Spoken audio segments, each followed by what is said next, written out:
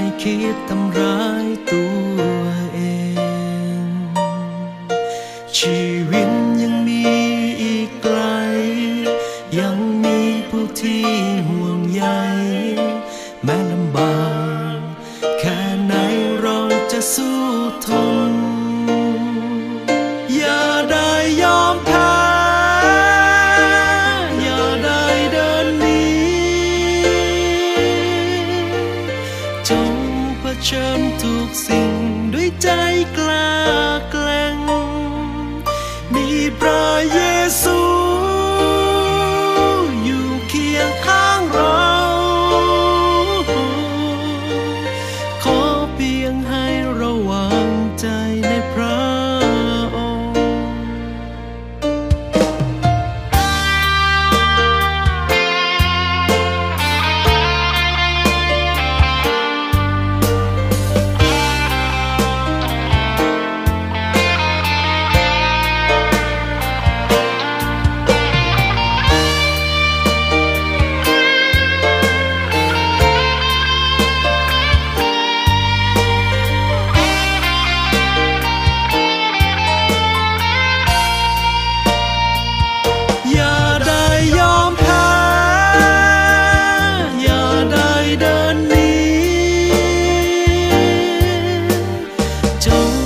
เชิญทุกสิ่งด้วยใจกล้า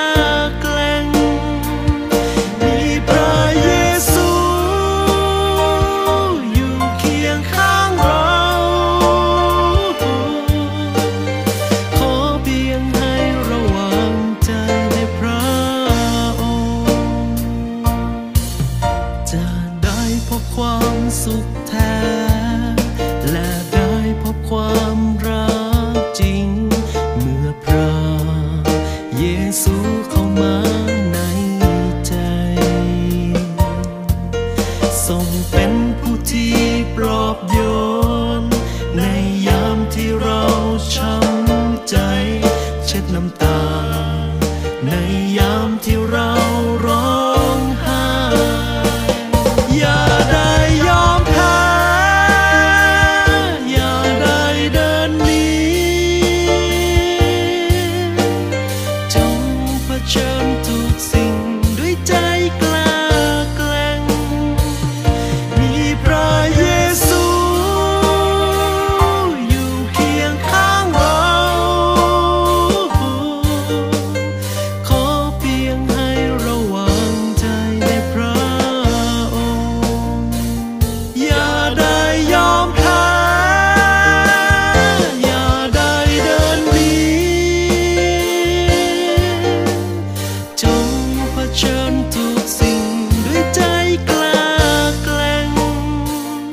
มีพระเยซูอยู่เคียงข้างเรา